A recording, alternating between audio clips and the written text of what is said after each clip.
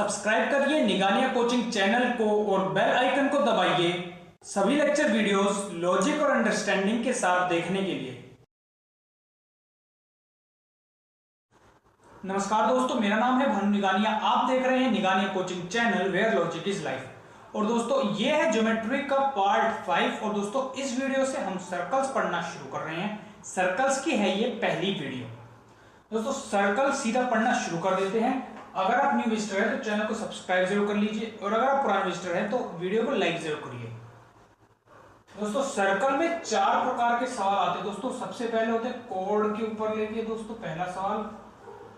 दोस्तों दूसरा होता है टेंजेंट के ऊपर। दोस्तों तीसरा होता है 2 सर्कल्स पर। दोस्तों चौथे प्रकार के सवाल आते हैं दोस्तों साइक्लिक क्वाड्रिलेटरल पर। दोस्तों साइक्लिक क्वाड्रिलेटरल भी सर्कल्स के अंदर ही इंक्लूड होंगे।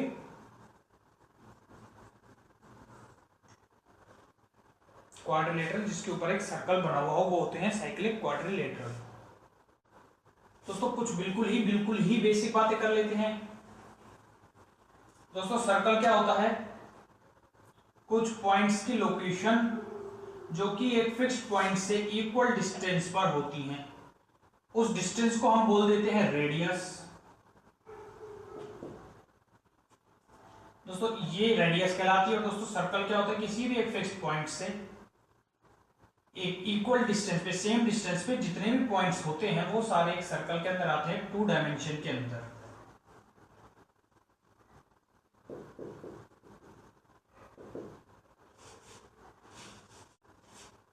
दोस्तों इसमें एक और टर्म होती है डायामीटर।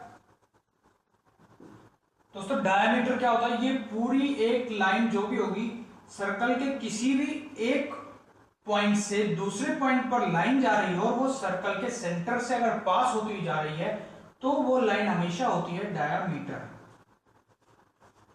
दोस्तों 2 पॉइंट्स को ज्वाइन कर रही है और सेंटर में से पास हो रही है तो वह रेखा कहलाती है डायामीटर सर्कल की।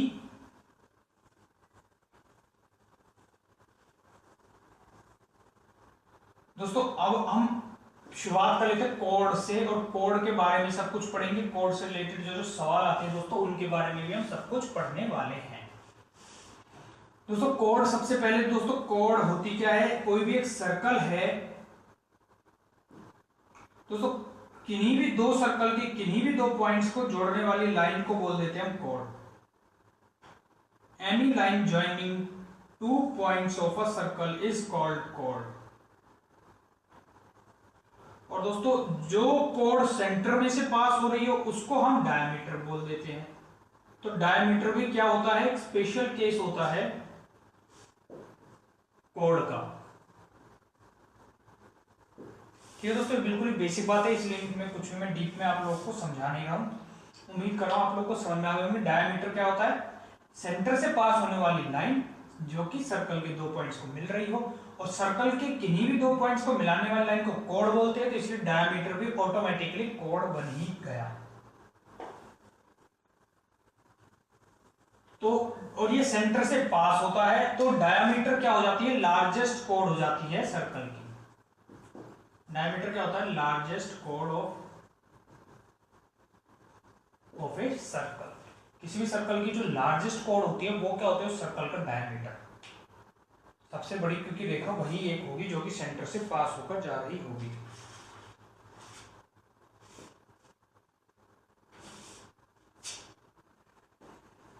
तो दोस्तों कुछ प्रॉपर्टीज लिख लीजिए कोण से रिलेटेड।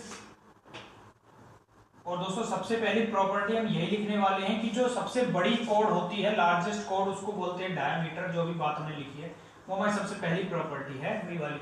लार्जेस्ट कोण डायमीटर कहलाती है। इसकी मैक्सिमम लेंथ होती है, ये सेंटर से पास होती है।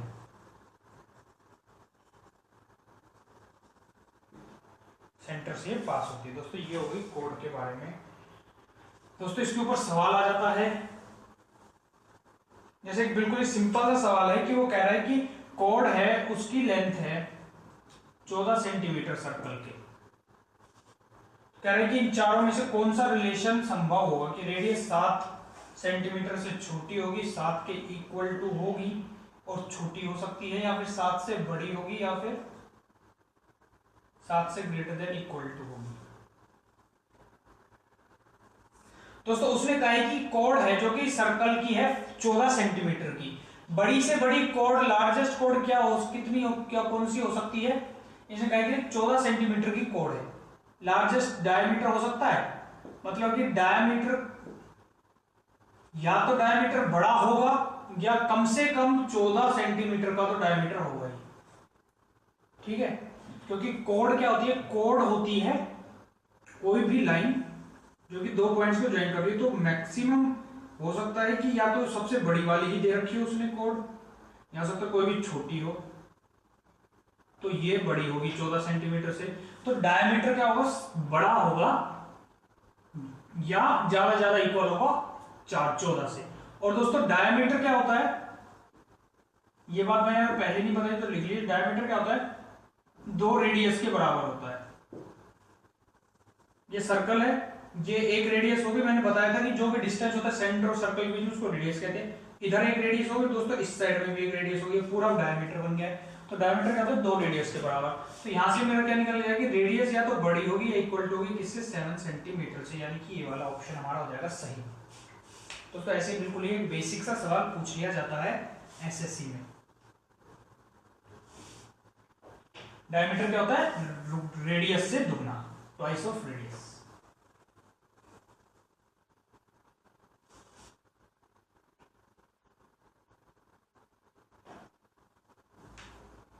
और दोस्तों कोई भी कोड है सर्कल के अंदर, कोई भी कोड है, अगर सेंटर से मैंने डाल दिया परपेंडिकुलर। परपेंडिकुलर क्या होता है? मैंने ट्रायंगल वाली वीडियो से बताया, जो कि 90 डिग्री के ऊपर टकराए किसी भी लाइन पर। ये मेरी कोड है, ए बी नाम है इसका, सेंटर का नाम ओ है। मैंने ओ से एक परपेंडिकुलर डाला ए बी के ऊपर, तो ये हमेशा बाइसेक्ट करता है कोड को। तो दोस्तों ये प्रॉपर्टी आप लोग लिख लीजिए। Property number 2, perpendicular on any chord from the center of the circle bisects the chord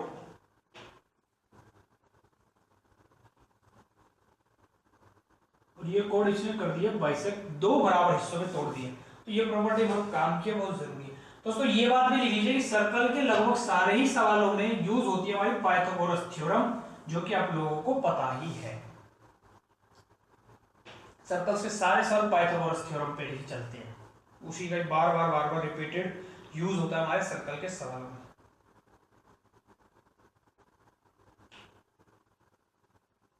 दोस्तों सवाल लिख लीजिए, A B and C D are 2 parallel chords on the opposite side of the centre of circle.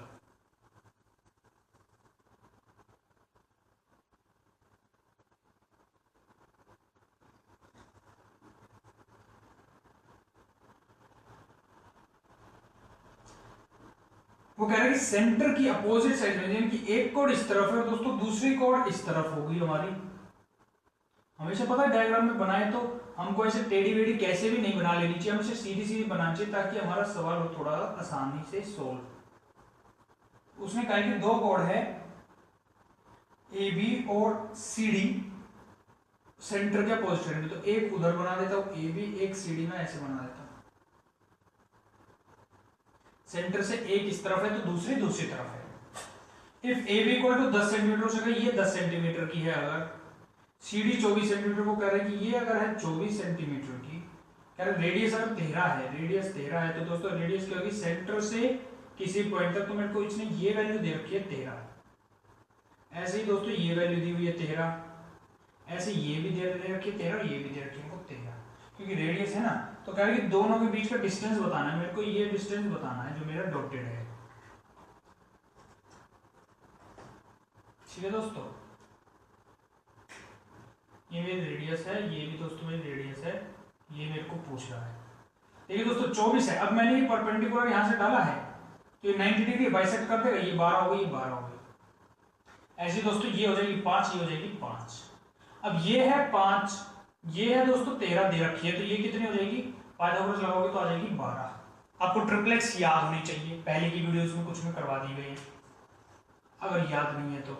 Triplex मतलब कि 12, 13, 5, ये जो pairs होती है, कुछ पेयर्स याद होनी चाहिए ताकि आप लोगों का टाइम बच जाए। 13 का स्क्वायर 169, 12 का स्क्वायर 144 और दूसरी इसमें क्या था 5 का स्क्वायर 25, तो देखिए 13 square equal to 12 square plus 5 square, ये होता है 12 13 5 12 13 का एक ट्रिपलेट।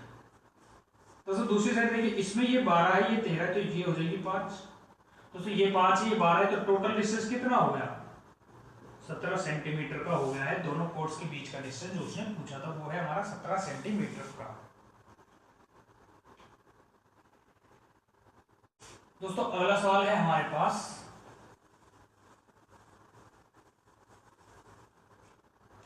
अगले सवाल में कह रहा है A B and C D are two parallel chords on the same side of the centre of the circle.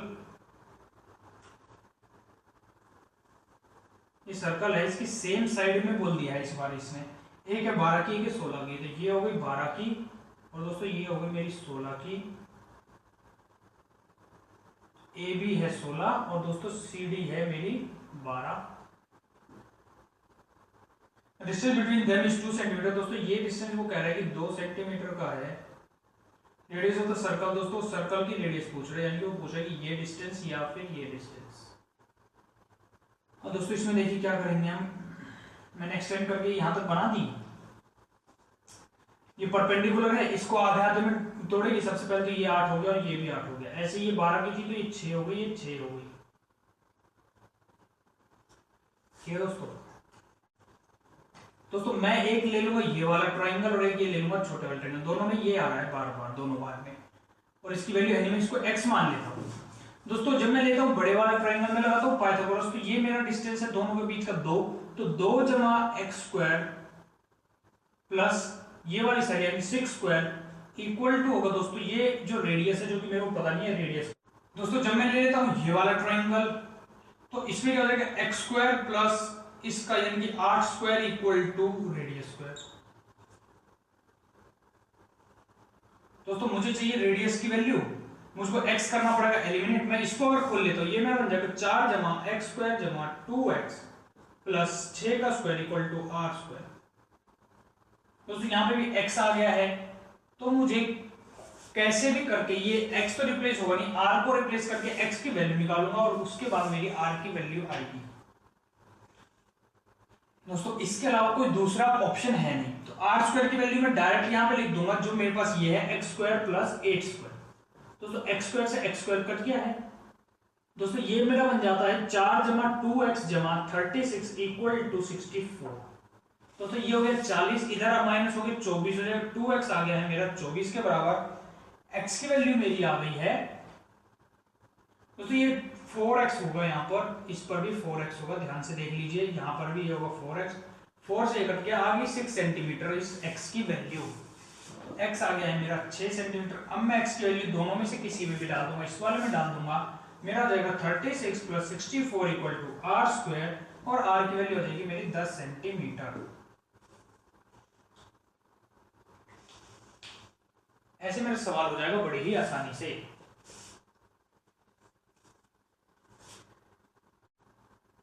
दोस्तों आगे और पढ़ लेते हैं कोड के बारे में कुछ बातें।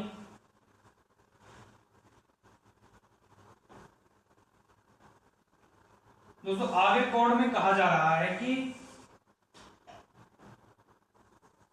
जो 2 कोड हैं कि सर्कल के अंदर, कोई भी 2 कोड है सर्कल के अंदर, अगर वो सेंटर से हैं इक्वल डिस्टेंस के ऊपर, ये मान लीजिए 5 सेंटीमीटर दूर है, ये भी मान लीजिए 5 सेंटीमीटर दूर है, तो इस कोड की जितनी लेंथ होगी L, तो इस कोड की भी लेंथ उतनी होगी। और वाइस वर्सा भी होता है क्या कि अगर 2 कोड हैं इक्वल लेंथ की, तो वो सेंटर से इक्वल डिस्टेंस पर होंगे।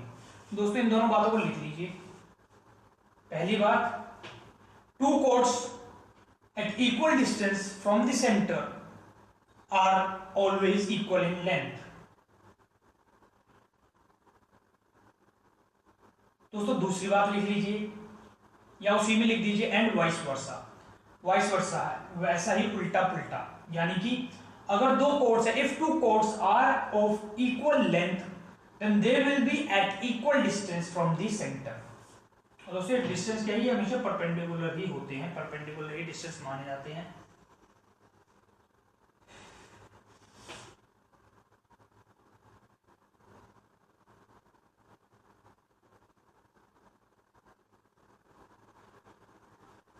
दोस्तों इसके अंदर अगली बात देख लीजिए, इक्वल लेंथ की जो कोड्स होती हैं, ये वाली बात तुमको समझ में आ गई। इसी में एक और पॉइंट, इक्वल लेंथ की कोड जो होती है वो इक्वल एंगल सबटेंड करती है बीच में। अगर इसने थीटा एंगल बनाया है और ये उसी लेंथ की कोड है तो ये कोड भी आपका एंगल बनाएगी theta he. So the chords of equal length subtend equal angle at the center of the circle। तो ये भी थीटा बनाएगी एंगल और ये भी थीटा एंगल बनाएंगी।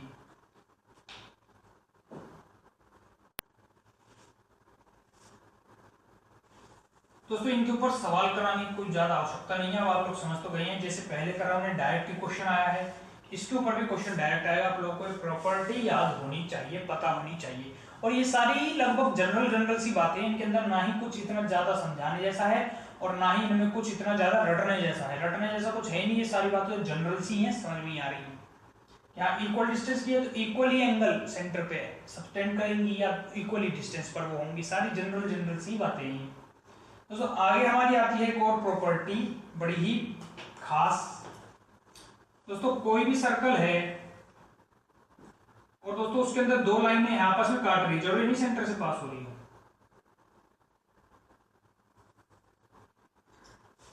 दोस्तों नए में मैं इनको दे देता हूं जरा सी ए बी और दोस्तों इसको दे देता हूं सी डी। सेंटर तो यहां था, इन्होंने यहां काटा है, कोई फर्क नहीं पड़ता। इस सेंटर का भी तो नाम देना पड़ेगा ना, पी नाम है। तो दोस्तों हमेशा इस सिचुएशन में क्या होता है, एपी इंटू पीबी ये इक्वल टू होता है सीपी इंटू पीडी के।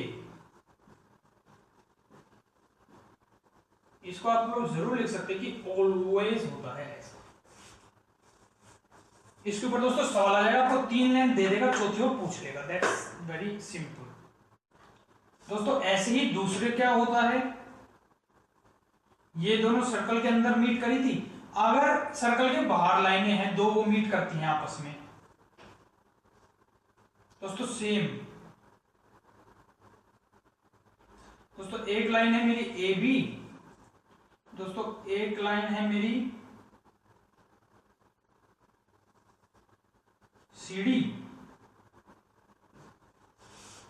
ये दोस्तों अंदर इंटरसेक्ट नहीं कर रही है, लेकिन बाहर जाके कहीं पर दोनों मिलती हैं, इसका वही नाम है पी। तो दोस्तों ये सेम ही प्रॉपर्टी यहां पर भी लगती है। आप इसको ये मान सकते हैं जैसे पीछे हमने करा था ट्रायंगल में भी, ये पॉइंट मान लीजिए कि अंदर है, तो आप क्या करते हैं कि यहां से पी तक एपी इंटू पीबी, तो वही होता है ए से पूरा एक, ये पूरी आधी है 1.5 इंटू पीबी, ये वाली आधी, इक्वल टू होता है पूरी सी से लेके पी तक और फिर डी से लेके पी तक। मतलब कि पी चारों के साथ लगा देना है आपको और देख लेना है कि ये इंटू ये इक्वल टू ये इंटू ये। ऐसे ही सेम यही होता है इसके केस में भी, जो बाहर मीट कर रही हो, इंटरसेक्ट कर रही हो।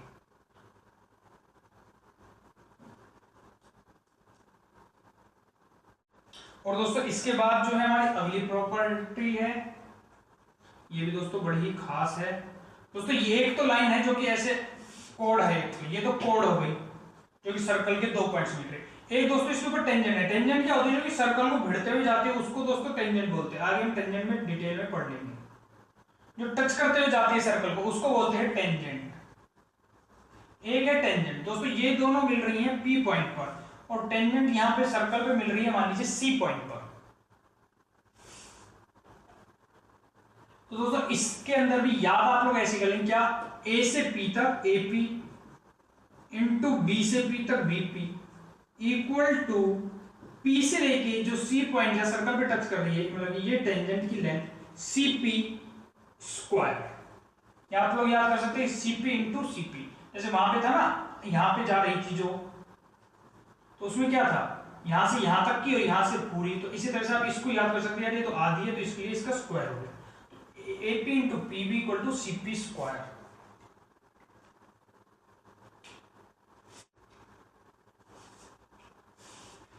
दोस्तों इन्हीं से रिलेटेड अब हम एक सवाल कर लेते हैं। दोस्तों उसने दिया है कि ABC is an isosceles triangle. ABC एक आइसोसेलेस ट्रायंगल है। आइसोसेलेस ट्रायंगल कौन सा होता है, हम पिछली ट्राइंगल की वीडियोस में पढ़ चुके हैं, जिनकी दो साइड्स होती हैं इक्वल।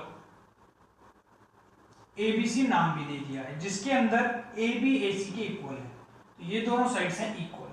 दोस्तों the circle passing through B meets AC at mid point, B से पास होने वाला सर्कल AC के मिड पॉइंट पे, ये इसका सेंटर है, तो यहां पे टच होता है, ये कुछ इस तरह से सर्कल की बात है। And intersect AB at P point, और ये यहां पे इंटरसेक्ट करता है P पॉइंट पर।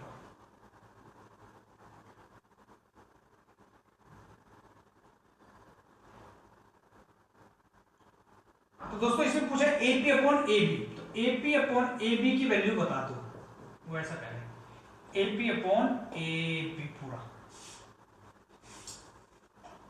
दोस्तों इसका नाम नहीं दिया हुआ है, तो मैं इसका नाम Q मान लेता हूं। ठीक है दोस्तों, देखिए दोस्तों AQ है ये मेरी, अब ये सर्कल को मैं कंसीडर करता हूं, तो ये मेरी कोड बन गई, और ये दोस्तों बाहर जाके मिल रही है, ये एक टेंजेंट है, क्योंकि ये इसके मिड पॉइंट पे टच करते हुए जा रहे हैं, उसने बताया, तो ये टेंजेंट है। दोस्तों यहाँ पे जो लास्ट प्रॉपर्टी पड़ी वो लगा दूंगा मैं, क्या AB into AP equal to AQ का स्क्वायर। दोस्तों पहली मैंने ये लगा दी प्रॉपर्टी। अब दोस्तों इसमें जो काम की देखने वाली बात है वो क्या है कि इसने हमको स्टार्टिंग के दिशा में एक एक बात पकड़नी होती है कि ये है आइसोसेलेस ट्रायंगल। आइसोसेलेस ट्रायंगल, मान लीजिए अगर ये लेंथ है 2x की, दोस्तों ये सिर्फ एक सिंगल x की होगी, मेरे पास ये लेंथ है, इस पूरे की लेंथ है, मेरे पास AB की वैल्यू है 2x, AP इक्वल टू मेरे पास AQ की वैल्यू है x का स्क्वायर।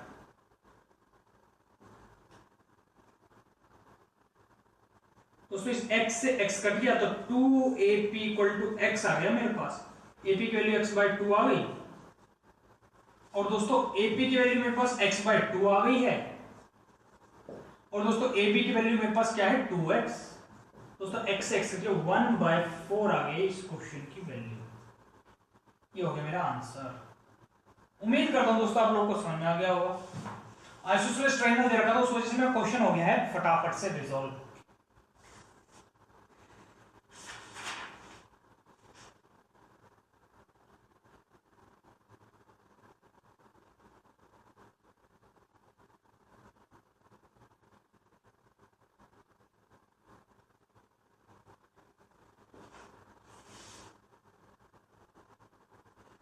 दोस्तों मैं जो आगे बताने वाला हूं बहुत काम की प्रॉपर्टी है, तो जरूर प्यारे दोस्तों आप लोग उसको देख लीजिए।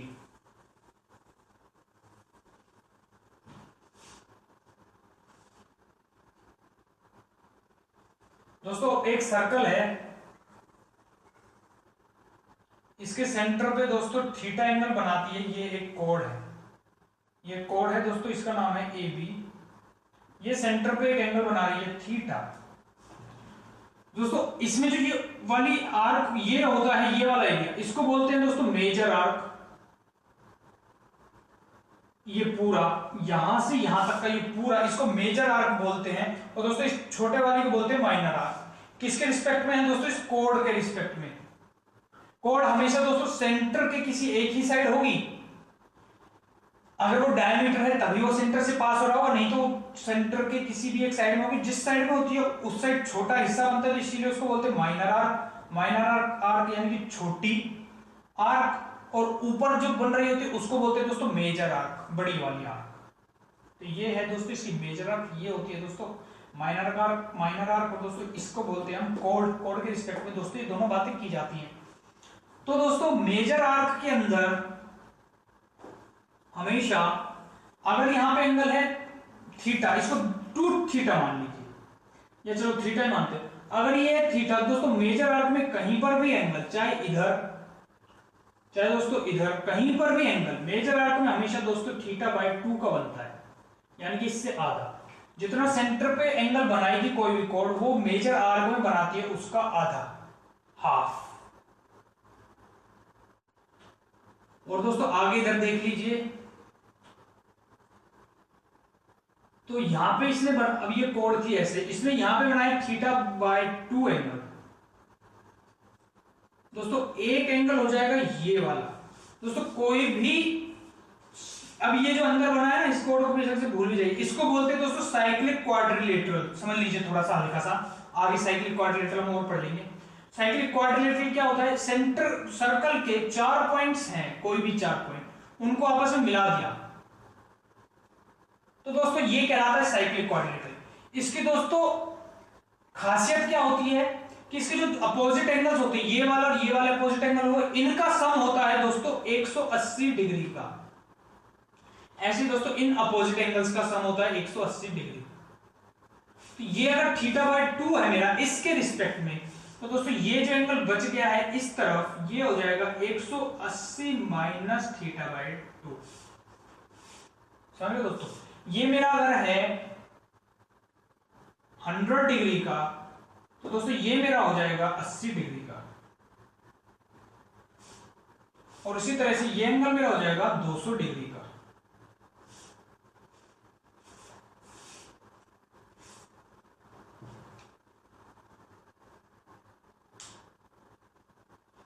इस एंगल और मेजर आर्क के बीच में एक रिलेशन होता है। क्या रिलेशन होता है कि मेजर आर्क में बनने वाला एंगल इस एंगल से आधा होता है। इस एंगल का और जो अपोजिट साइड में माइनर आर्क में जो एंगल बनेगा कोण की मदद से, उन दोनों में एक रिलेशन होता है। क्या कि इन दोनों का सम होता है 180 डिग्री का।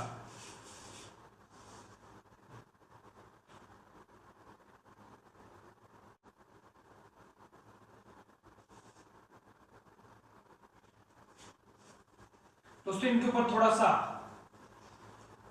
कर लेते हैं प्रैक्टिस सी। दोस्तों उसने हमको दे दिया है सर्कल,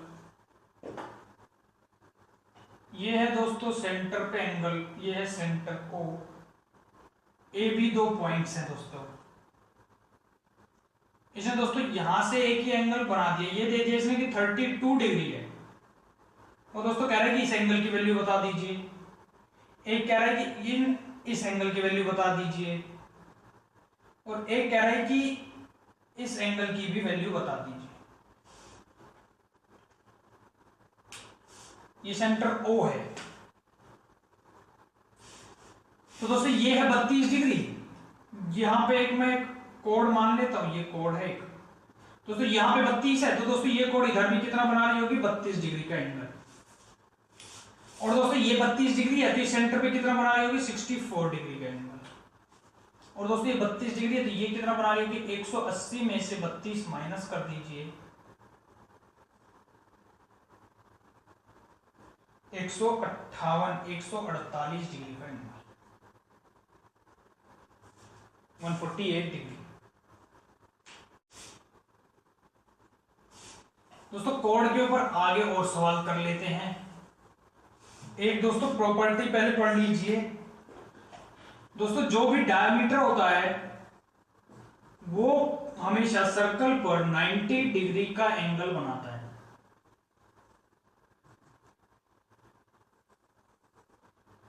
दोस्तों ये है मेरा डायमीटर, इससे मैं अगर कहीं पर भी एंगल बनवाना चाहता हूं, कहीं पर भी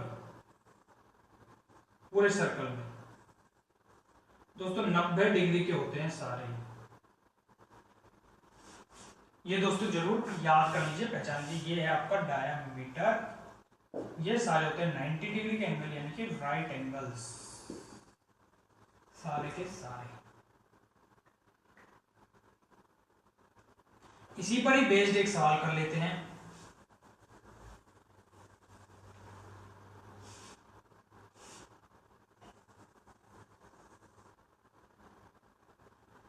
दोस्तों कह रहा है कि length of two chords AB and AC of a circle are 8 centimetre and 15 centimetre and angle A equal to 90 degree.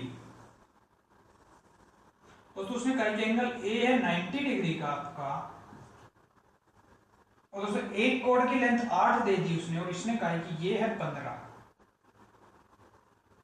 कह रहा रेडियस ऑफ सर्कल होता हो। दोस्तों उसने कह दिया कि 90 डिग्री का एंगल बन रहा है, तो दोस्तों ये जो कोड होगी, ये कोड एक्चुअल में होगी आपकी डायमीटर। क्यों? क्योंकि 90 डिग्री का एंगल बनाता है हमेशा, वो डायमीटर कहलाता है। और दोस्तों यहां हम लगा देंगे पाइथागोरस, यहां पे मेरे पास हाइपोटेन्यूज की आ जाएगी वैल्यू, और दोस्तों इस हाइपोटेन्यूज की वैल्यू आ जाएगी, उसका मैं कर दूंगा हाफ, और ये हो जाएगा आपका आंसर। तो दोस्तों ये आंसर आप लोग मुझे नीचे कमेंट में बताएंगे कि इसका आंसर क्या आ रहा है।